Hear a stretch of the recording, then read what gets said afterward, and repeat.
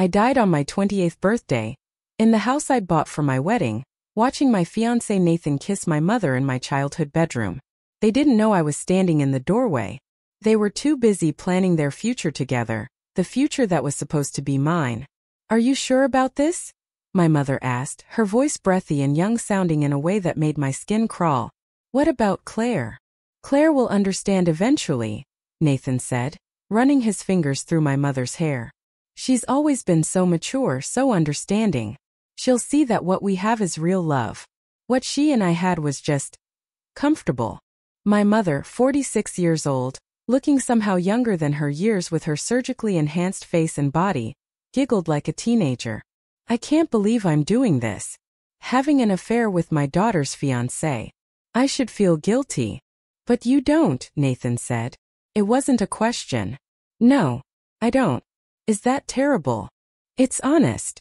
Claire's father left you for a younger woman. Now you've found someone who makes you feel young again. That's not terrible. That's justice. I must have made a sound because they both turned and saw me standing there. Claire, my mother said, not even having the decency to look ashamed. We need to talk. How long? I asked, my voice surprisingly steady. Nathan had the grace to look uncomfortable. 6 months. 6 months. We've been engaged for 8 months. So you started fucking my mother 2 months after you proposed to me. Don't be crude, my mother said. And don't act like you're surprised. You had to know I wasn't happy watching you plan a wedding while I'm going through a divorce. So you seduced my fiancé because you were jealous? I didn't seduce anyone. Nathan and I fell in love. These things happen. These things don't just happen, Mom. You made them happen. Like you've made everything happen your entire life. My mother's face hardened. Don't act superior, Claire. You've always been so judgmental. So perfect. So much better than me. Well, look at you now, 28 and dumped on your birthday. Not so perfect anymore, are you?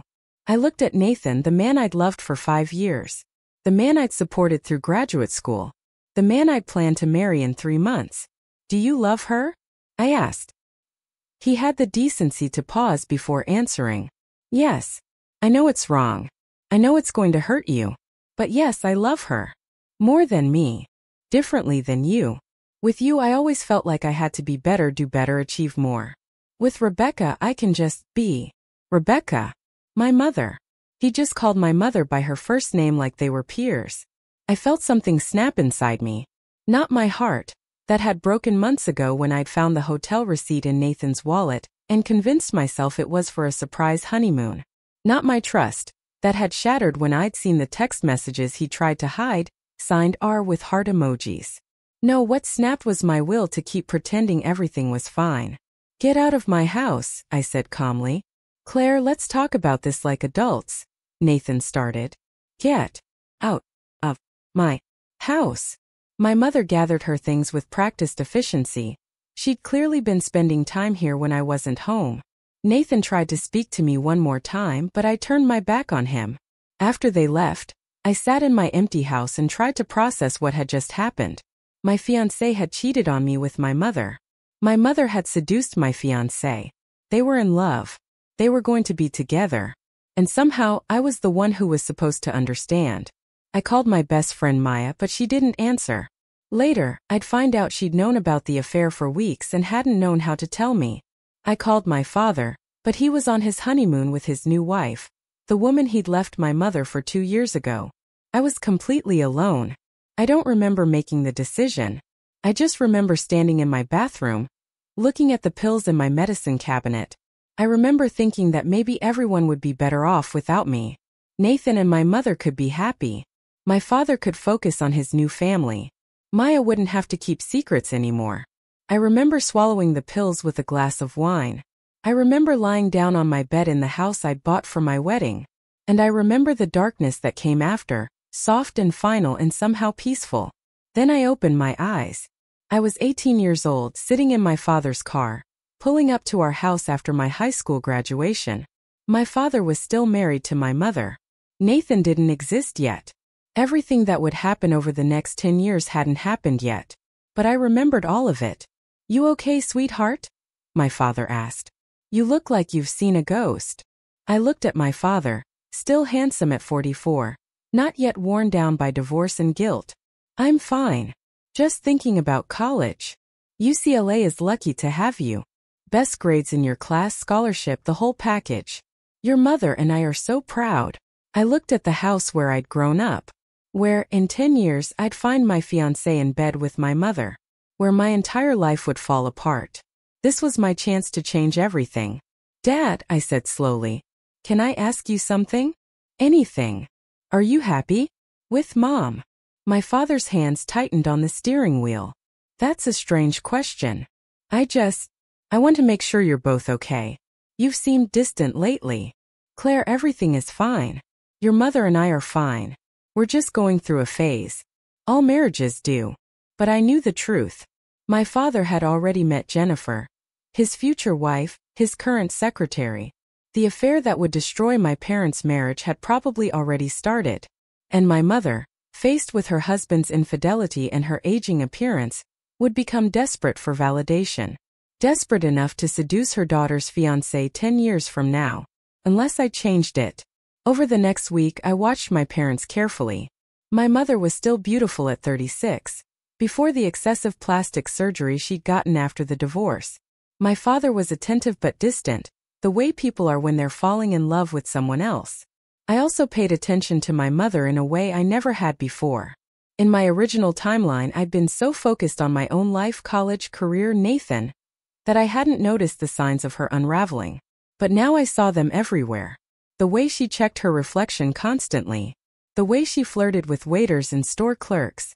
The way she got angry when my father complimented other women, even casually. The way she talked about her youth like it was a country she'd been exiled from. My mother was terrified of aging. Terrified of being replaced. Terrified of becoming invisible. And that terror would eventually drive her to destroy my life. I had a choice. I could try to save my parents' marriage.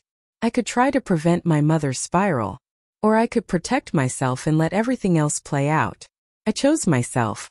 That summer, before I left for UCLA, I sat down with my father. Dad, I need to tell you something. And I need you to listen without getting angry. What's wrong? I know about Jennifer. My father's face went white. Claire, I don't know what you. Don't lie to me. Please. I know you're having an affair with your secretary. I've known for weeks. How did you?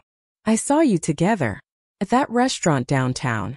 The one you told Mom you were going to for a business dinner. My father collapsed into a chair. Claire, I never meant for this to happen. Your mother and I, we've been having problems for years. I don't care about your excuses. I care about what happens next. What do you mean? You have two choices. You can end it with Jennifer and try to fix your marriage. Or you can be honest with Mom and end the marriage cleanly. But you can't keep lying. Because the lying is going to destroy all of us. I can't just leave your mother. Why not? You're clearly not happy. She's clearly not happy. Staying together for my sake is pointless. I'm 18 and going to college. Staying together because you're afraid of what people will think is cowardly. My father looked at me like he didn't recognize me. When did you become so cynical? Realistic? I grew up, Dad. And I'm telling you that whatever you do, do it now. Don't wait until the resentment builds so high that everyone gets hurt. 3 weeks later, my parents announced their separation. It was civil, mature, sad. My mother cried. My father looked guilty. I pretended to be surprised. But I watched my mother carefully during those weeks. Watched the rage building beneath her perfect exterior. Watched her blame my father, blame Jennifer. Blame everyone but herself. Your father destroyed our family, she told me one night, drunk on wine and self-pity. He threw away 20 years of marriage for some secretary half his age. Jennifer is 34, Mom. She's not half his age. She might as well be. Young, pretty, no stretch marks, no wrinkles. Everything I used to be. You're still beautiful. I'm 36. In 10 years I'll be invisible. No man will want me. I'll be alone forever. That's not true. Don't patronize me, Claire. You're 18. You don't understand what it's like to age as a woman.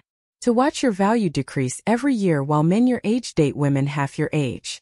I wanted to tell her that in 10 years, She'd prove herself right by seducing a man 10 years younger than her, my fiancé. But that hadn't happened yet. And if I played this right, it never would.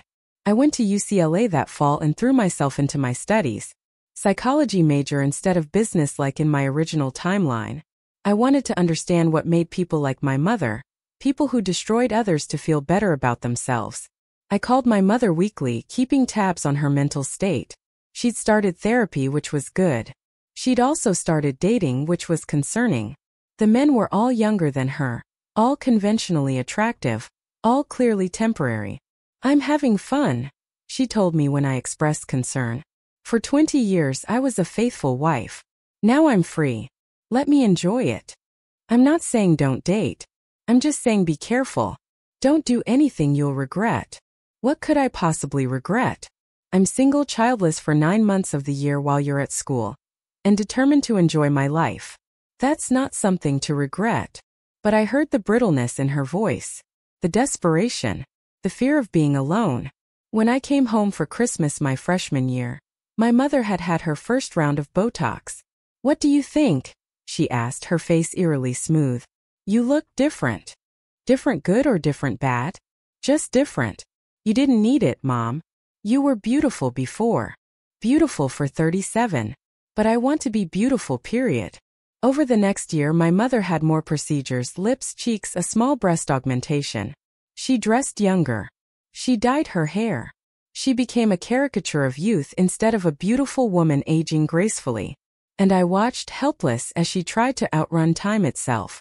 When I was 20 I met someone.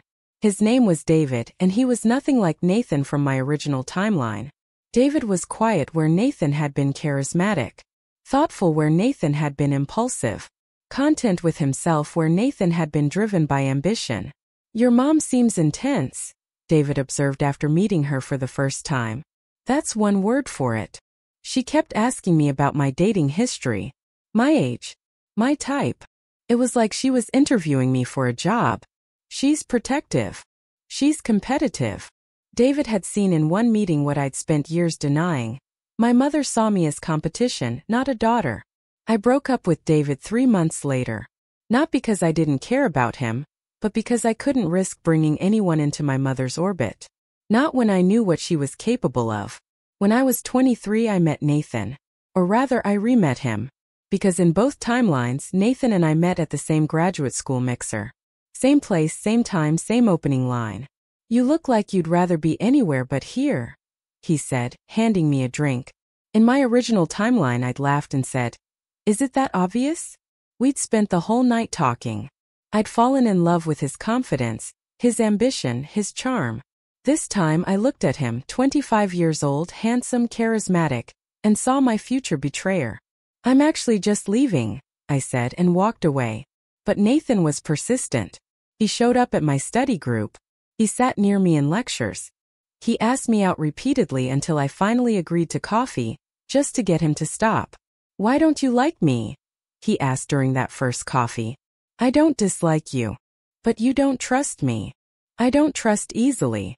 "Bad experiences?" "You could say that." Nathan leaned forward. "Give me a chance. One real date. If you still feel nothing, I'll leave you alone." I knew I should say no. I knew that Nathan was the catalyst for my worst timeline. But I was 23 and lonely, and part of me wondered if things could be different this time. So I said yes. And for 6 months they were different. Nathan in this timeline hadn't met my mother yet. He was attentive, thoughtful, genuinely interested in my life. We dated slowly, carefully, and I found myself falling for this version of him. "When do I get to meet your family?" he asked one day. "My dad, sure. My mom. Maybe not yet." "Why not?" "She's complicated." "All mothers are complicated. Mine is exceptionally so." But Nathan persisted, the way he always did. And eventually I ran out of excuses. The meeting happened at a restaurant, neutral ground, public place, limited time. I prepared Nathan extensively. My mother is charming but can be inappropriate. If she asks personal questions, deflect. If she flirts, ignore it. She's going through some stuff post-divorce. You're making her sound like a monster. I'm making her sound like what she is. A woman who's struggling with aging and will say or do anything to feel young again. My mother arrived 15 minutes late, dressed inappropriately young in a tight dress and heels. She'd had more work done. I could tell from her unnaturally tight face. Claire. She kissed both my cheeks European style, something she'd never done before. And this must be Nathan. Claire's told me absolutely nothing about you. That's because we've only been dating 6 months, I said. 6 months and she hasn't mentioned you to me? How secretive. My mother sat down and immediately ordered wine. So Nathan, tell me about yourself. What do you do? I'm getting my MBA. Planning to go into real estate development. Ambitious. I like that. Claire's always been so academic. It's nice to see her with someone who has real-world goals. Education is a real-world goal, I interjected. Of course, sweetheart. I didn't mean. My mother touched Nathan's arm. You'll have to forgive my daughter. She's very defensive of her choices, even when those choices involve burying herself in books instead of living life. I watched Nathan's reaction carefully. In my original timeline, he'd been charmed by my mother's attention, flattered by her flirtation. This time, he gently removed his arm from her touch. Actually, I think Claire's balance of academic and social life is impressive.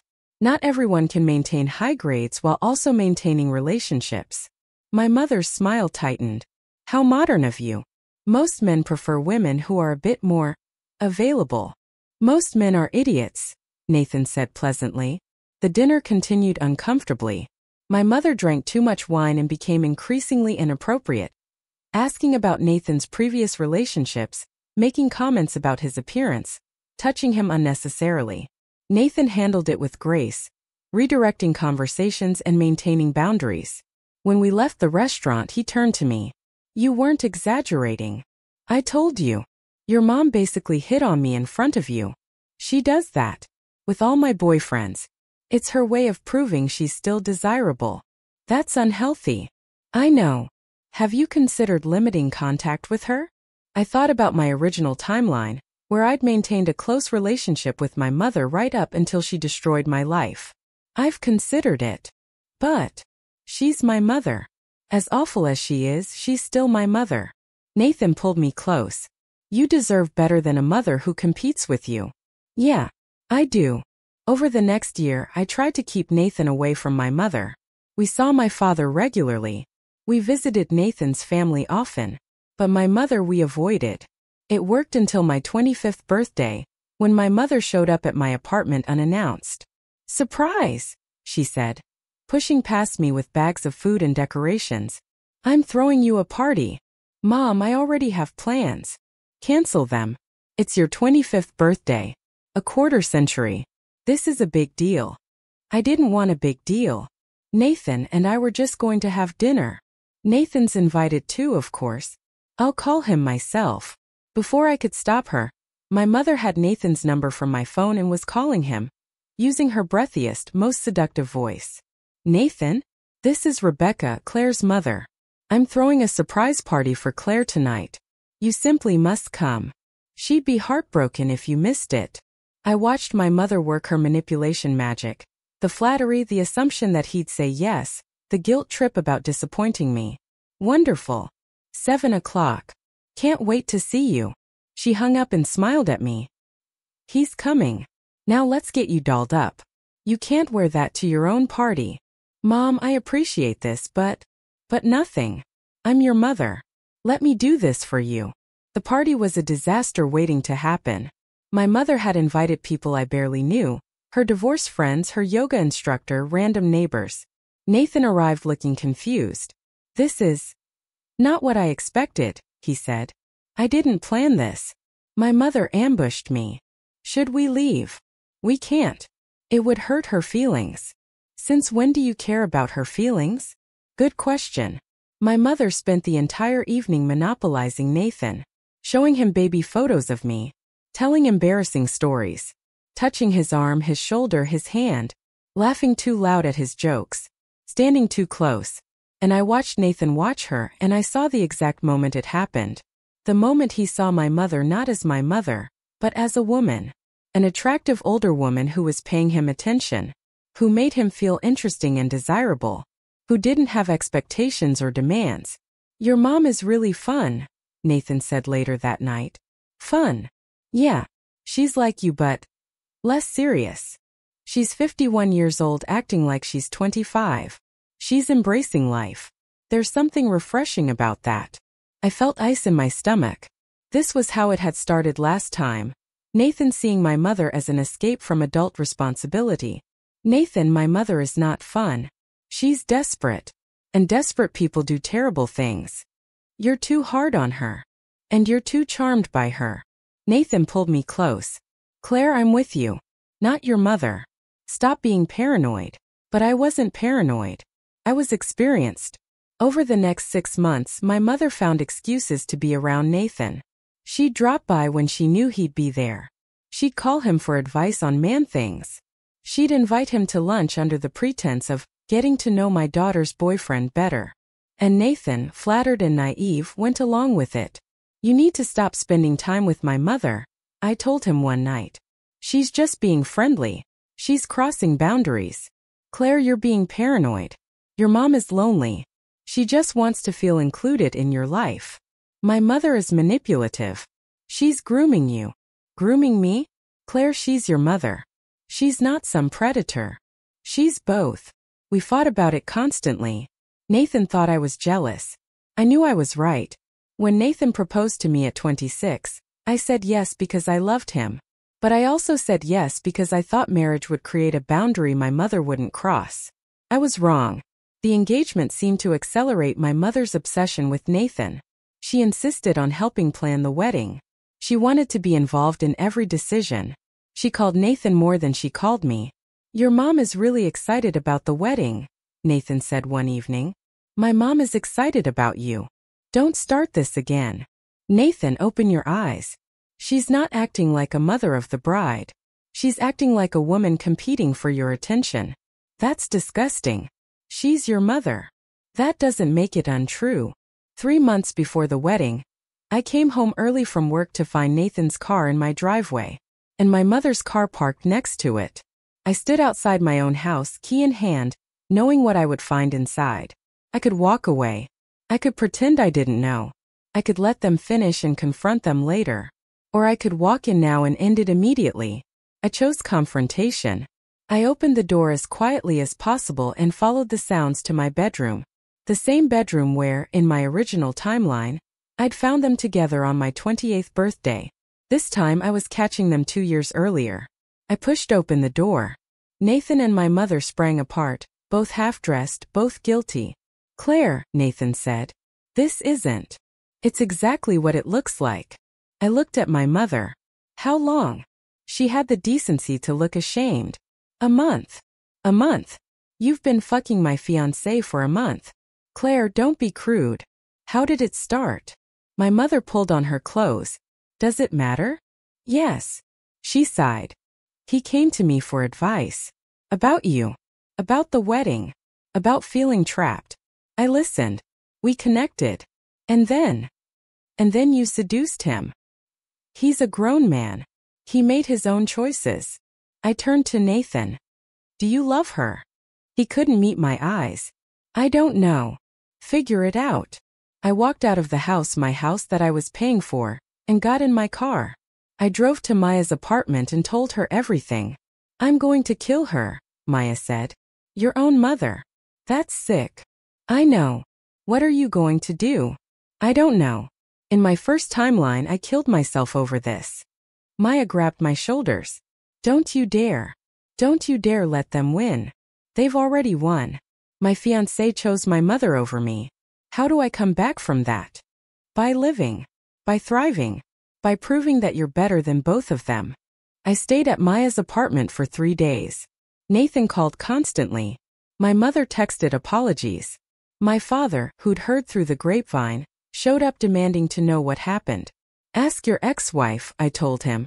She's the one who decided to fuck my fiancé. My father looked like he might be sick.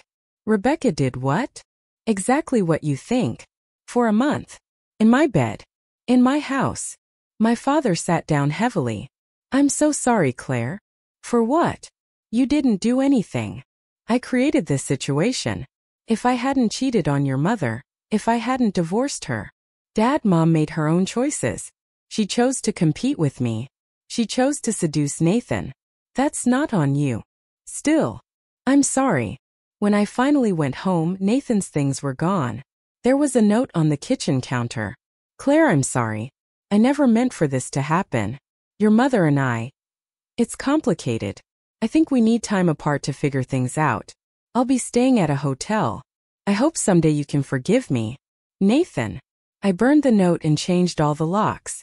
My mother showed up 2 days later. I didn't let her in. Claire, please. Let's talk about this like adults. Adults don't fuck their daughter's fiancé. I know what I did was wrong. Do you? Because you don't sound sorry. You sound like you want permission. I'm in love with him, Claire. And there it was. The truth. You're not in love with him. You're in love with being 26 again. With feeling desirable. With winning. You're always so certain you know everything. But you don't know what it's like to age as a woman. To feel invisible. Nathan makes me feel seen. Nathan makes you feel young. There's a difference. Can't you understand? Can't you have some compassion? I looked at my mother, 53 years old, surgically enhanced, desperately chasing youth. I understand perfectly. You're terrified of being alone. You're terrified of being old. You're terrified that without male validation you're worthless. So you destroyed your daughter's life to feel better about yourself. That's not fair. None of this is fair, Mom. But it is true. I closed the door in her face and never opened it again. Over the next 3 months, I learned that Nathan and my mother were living together. Planning a future together. Telling people they'd fallen in love and couldn't help it. Some people believed them. Most people were disgusted. My father stopped speaking to my mother entirely. Maya organized a group of friends to support me. And I focused on my last year of graduate school, determined to finish what I'd started. I didn't kill myself this time. I didn't even consider it. Because I'd already lived through this once and I knew the truth. My life was worth more than their betrayal. When I graduated with my doctorate in psychology at 27, neither Nathan nor my mother attended. My father was there, proud and supportive. Maya threw me a party. I got job offers from 3 different practices. I chose the one in Seattle, 3,000 miles from Nathan, from my mother, from the wreckage of my old life. You're running away, my father said. I'm running towards something better, I corrected. In Seattle I built a new life. I specialized in family trauma and narcissistic personality disorders. My clients were people like me, people who'd been damaged by those who were supposed to love them. I was good at my work. Exceptional even. Because I understood what they were going through in a way most therapists couldn't. When I was 30 I met James. He was a widower with a 10-year-old daughter, straightforward and honest in a way Nathan had never been. I have a lot of baggage, he warned me on our first date. So do I. My daughter comes first. Always. As she should. I'm not interested in games or drama. Neither am I. We dated for 2 years before he proposed. His daughter, Sophie, was part of the proposal, holding a sign that said, "Will you be my bonus mom?" I cried, saying yes. My father attended the wedding. My mother sent a card that I threw away without reading. Nathan, I heard through the grapevine, had married my mother the same year. They'd lasted 3 years before divorcing. Apparently, once the thrill of the forbidden wore off, they'd had nothing in common. My mother had aged badly. Too much surgery, too much desperation, too many younger men who'd used her and left. Nathan had eventually remarried someone age-appropriate and had 2 children. I felt nothing hearing this news. When I was 45 and Sophie was 25, I received a call from my father. "It's your mother. She's in the hospital. Heart attack. She's asking for you." "No, Claire." I said no. I grieved that relationship years ago. I'm not reopening that wound. She's dying. Then she'll die. And I'll feel nothing. My father was quiet. "You've become hard. I've become self-protective. There's a difference." But after we hung up, I thought about my mother. About the woman who'd given birth to me, raised me, and then destroyed me because she couldn't handle her own aging. And I felt something. Not forgiveness. Not love. Just sad acceptance of who she'd always been. My mother died 3 days later. I didn't attend the funeral. I sent flowers with no note. Nathan called me afterward. Your mother talked about you at the end. She said she was sorry. Was she? I think so. In her way. Her way wasn't good enough. Claire, I know I have no right to ask this, but can you forgive us? It's been 20 years. I forgave you years ago, Nathan. But forgiveness doesn't mean reconciliation. It just means I stopped carrying the weight of what you did. Do you ever think about what might have been? If I hadn't made the worst decision of your life? Yes, I think about it every day. I think about how I dodged a bullet. How I escaped a man who would rather pursue his future mother-in-law than build a life with me. How I got away from both of you before you could do more damage. That's harsh. That's honest. Are you happy with your life? I thought about James, about Sophie, about my career helping others heal from family trauma. Yes. Extremely. Are you? Silence. I thought so, I said and hung up. When I was 50, I published a book about family betrayal and recovery. It became a bestseller. I did interviews, gave talks, helped countless people who'd experienced similar trauma. The book was titled When Family Becomes the Enemy: Surviving Narcissistic Betrayal. I never named my mother or Nathan explicitly, but anyone who knew my story recognized it immediately. Nathan's new wife called me after the book came out. You had no right to air private family business. I changed all the names. I protected their privacy more than they protected mine. You made them look like monsters. I told the truth. If the truth makes them look like monsters, that's on them, not me. She hung up and I never heard from her again. My father read the book and cried. I'm so sorry I didn't protect you better. Dad, you couldn't have protected me from Mom's choices. Or Nathan's. I should have seen it coming. The way she competed with you. The way she needed male attention. Seeing it wouldn't have stopped it. She was going to do what she was going to do. Are you okay? Really okay? I looked at my life, happy marriage, stepdaughter who called me mom, career that helped people, financial security, peace of mind. Yeah, Dad. I'm really okay. When I was 55, Sophie got married. She asked me to walk her down the aisle alongside James. You raised me, she said. You loved me when I was a bratty teenager. You supported me through college. You're my mom in every way that matters. Standing at that altar, watching Sophie marry a good man who treated her with respect, I felt something I hadn't felt in my first timeline: complete peace. I'd survived my mother's betrayal. I'd built a beautiful life from the ashes. And I'd helped raise a daughter who would never doubt her own worth. James squeezed my hand. You okay? Perfect. When I was 60, my father died peacefully in his sleep. His wife Jennifer, still his wife after 30 years, called me immediately. He talked about you constantly near the end, about how proud he was of you, how you'd survived and thrived despite everything. I'm glad he knew I was okay. He left you something. A letter. He wrote it a year ago, said to give it to you after he was gone. The letter arrived 3 days later. My dearest Claire, if you're reading this, I'm gone. And there are things I need to tell you while I still can. First, I'm sorry for the affair that broke our family, for not seeing your mother's jealousy and rage, for not protecting you from her the way I should have. I watched you go through hell twice, once when you were 18 and our marriage ended, and again when you were 26 and your engagement ended.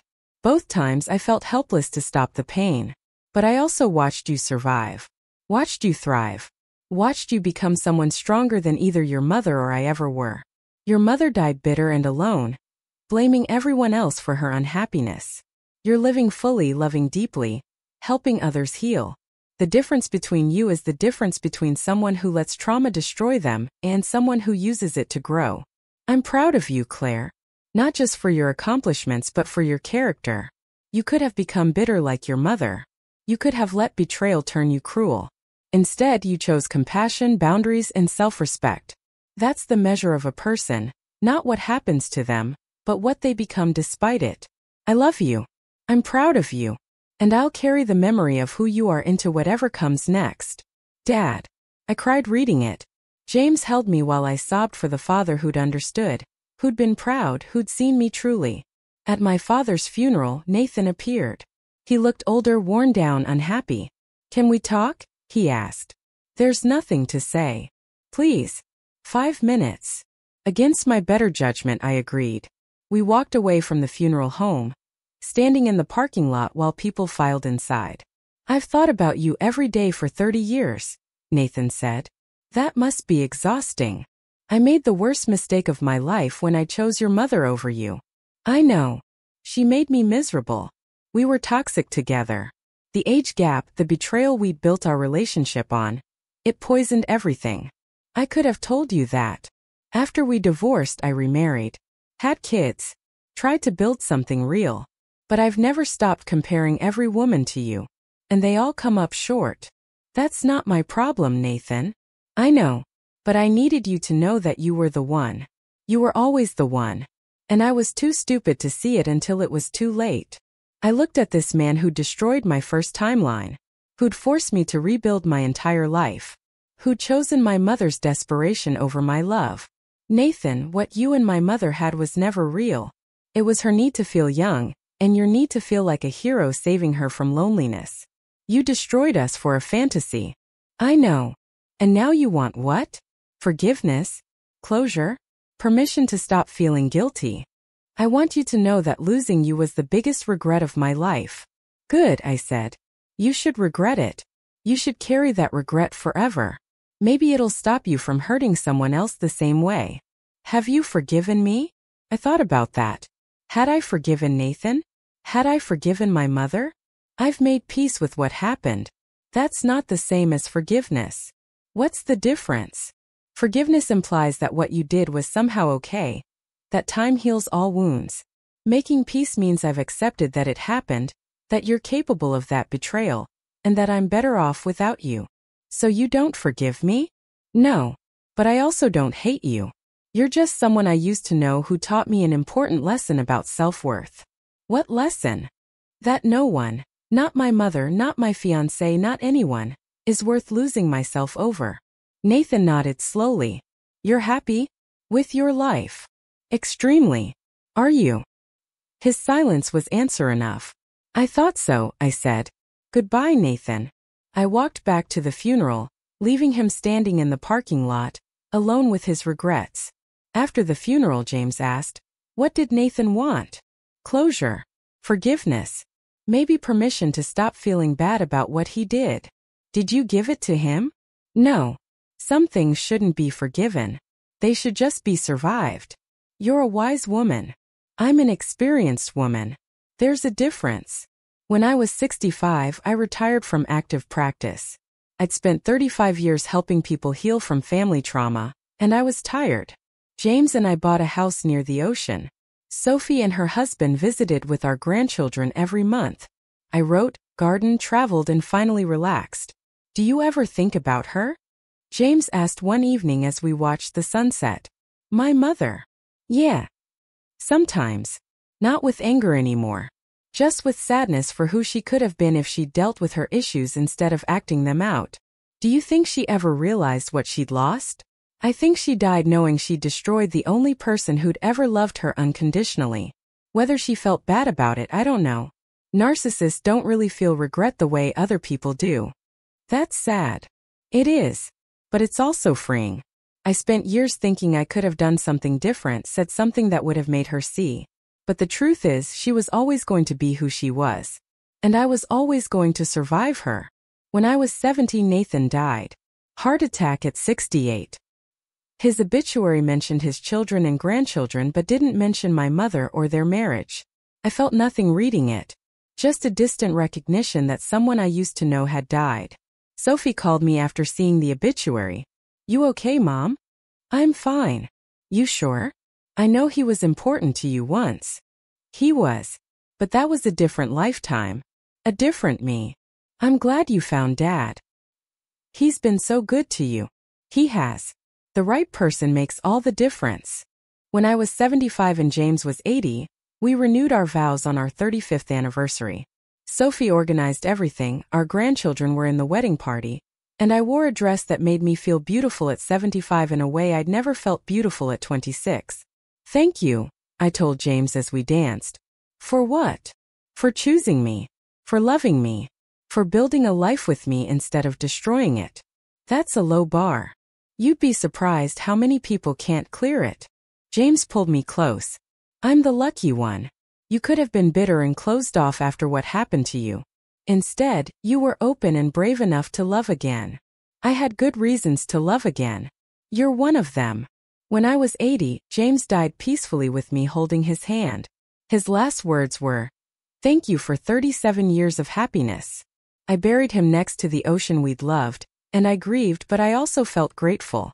Grateful for every year, every moment, every choice that had led me to him instead of to the bitter ending I'd had in my first timeline. Sophie moved closer after James died, worried about me being alone. I'm okay, I assured her. I've been alone before. I know how to survive it. You're not surviving, Mom. You're living. There's a difference. You sound like me. I learned from the best. When I was 82, a journalist contacted me about doing a profile for a major magazine. You're a pioneer in family trauma therapy. Your work has helped thousands of people. We'd like to tell your story. My story's already out there. I wrote a book about it 30 years ago. But there's more, isn't there? Personal experiences that shaped your approach. I thought about my first timeline, dying at 28 betrayed and alone. I thought about this timeline living to 82 loved and fulfilled. There's always more, I said. But some stories are meant to be private. What would you want people to know? If you could tell them anything about surviving family betrayal. I thought carefully. I'd tell them that you can't change other people. You can only change how you respond to them. I'd tell them that setting boundaries isn't cruel. It's necessary. I'd tell them that family is supposed to be a source of support, not trauma, and if your family is traumatizing you, it's okay to walk away. And forgiveness? Your book talks a lot about the pressure to forgive. Forgiveness is overrated. Making peace is underrated. You don't have to forgive someone who hurt you. You just have to stop letting that hurt control your life. Is that what you did? Made peace instead of forgiving? Yes. With my mother, with my ex-fiancé, with everyone who hurt me. I made peace with who they were and who they weren't. And then I built a life they couldn't touch. The article came out 2 months later. It was honest, thoughtful, and received thousands of responses from people who'd experienced similar betrayals. Sophie read it and cried. I never knew the full story. How bad it was. I didn't want you to carry that weight. Mom, you're the strongest person I know. I'm just the most stubborn. I refused to let them destroy me. When I was 85, I started having health problems. Nothing immediately life-threatening, just the slow breakdown of a body that had lived fully. Sophie wanted me to move in with her family. I refused. I've lived independently my whole life. I'm not stopping now. You're being stubborn. I'm being consistent. But I did make arrangements. Advanced directives, will funeral plans. Everything organized and clear, so Sophie wouldn't have to make difficult decisions. In my will, I left everything to Sophie and her children. There was a specific clause. Nothing to be given to or in memory of Rebecca Harrison, formerly Walsh, my biological mother, or Nathan Walsh, my former fiancé. They are to be excluded from any memorial or funeral service. Sophie questioned this. Don't you think that's harsh? They're both dead. They can't hurt you anymore. It's not about them. It's about me. I spent my first 28 years trying to please them, accommodate them, love them despite their betrayal. I spent the next 60 years building a life without them. I'm not giving them space in my death that I didn't give them in my life. When I was 87, I woke up one morning feeling different. Lighter. More tired than usual, but also more peaceful. I called Sophie. I think today might be the day. Don't say that. Sophie, I'm 87. I've lived a long, full life. I'm ready. I'm not ready. You don't have to be. You just have to be okay eventually. Sophie came immediately, bringing her children and grandchildren. We spent the day together, looking through photo albums, telling stories, laughing and crying. Tell me again, Sophie's daughter asked. About Grandma's first life. What first life? Sophie asked, confused. I smiled. I never told you this story. But I'm going to tell it now. And I did. I told them about dying at 28, betrayed and alone. About being reborn to 18, watching my parents' marriage fall apart. About meeting Nathan and trying to change fate. About my mother's betrayal and my survival. Sophie stared at me. You're saying you lived this twice? Like time travel? Like a second chance? I don't know how or why. But yes, I lived through my mother's betrayal twice. The first time destroyed me. The second time, I survived and built something beautiful. Why didn't you ever tell me? Would you have believed me? Probably not. But Mom, if that's true, you spent your whole second life protecting yourself from something you knew was coming. I spent my whole second life choosing myself instead of choosing people who would destroy me. That's not protecting. That's living wisely. That night I went to sleep in my own bed, in my own home, surrounded by photos of the family I'd built. I dreamed of my mother, not the bitter, desperate woman she'd become, but the young mother she'd been when I was small, before the insecurity and jealousy had consumed her. I'm sorry, Dream Mother said, for what I did, for who I became. I know, I told her. I forgive you. You said you didn't forgive me. I didn't. But I'm dying now and grudges seem pointless. You were sick. You needed help you never got. I'm sorry you suffered so much that you had to make others suffer too. Are you happy? Did you build a good life? The best life. Better than anything I imagined. I'm glad. Someone should be happy. I woke up once more before the end. Sophie was sleeping in a chair beside my bed. The morning light was coming through the window, golden and warm. I thought about both my lifetimes, the first where I died at 28, broken and alone, and this one where I'd lived to 87, loved and fulfilled. The difference wasn't magic. It wasn't fate. It was choice. I'd chosen to protect myself. I'd chosen to set boundaries. I'd chosen to walk away from people who hurt me, even when they were family. I'd chosen to build instead of destroy, to love carefully instead of desperately, to value myself even when others didn't. And those choices had made all the difference. Sophie stirred in her chair. Mom? You okay? Perfect, I whispered. Thank you for being my daughter. Thank you for letting me be your mom. Thank you for giving me a chance to do this right. You did everything right. No, but I did the important things right. I closed my eyes one last time, feeling peaceful in a way I'd never felt in my first timeline. I'd survived my mother's betrayal. I'd built a beautiful life. I'd helped others heal. I'd loved and been loved. I'd died once at 28, destroyed by people who should have protected me. I'd lived again to 87, surrounded by people who chose me every day. And that made all the difference. At my funeral 2 days later, Sophie gave the eulogy. My mother lived 2 lives. Most of you didn't know that. But she told me at the end that she'd been given a second chance, and she'd used it to build something beautiful. I don't know if that's literal or metaphorical, but I know this. My mother was the strongest person I ever met. She survived betrayals that would have destroyed most people. She built a life based on self-respect, boundaries, and genuine love. She taught me that family is a choice, not an obligation. That forgiveness is optional but peace is essential. That you can survive anything if you refuse to let it destroy who you are. She was my mother in every way that mattered. And I will spend the rest of my life trying to be half the woman she was. They buried me next to James, overlooking the ocean. On my headstone, Sophie had inscribed, "She survived, she thrived, she loved, she lived." Twice. And in a box with my papers, Sophie found one last letter I'd written.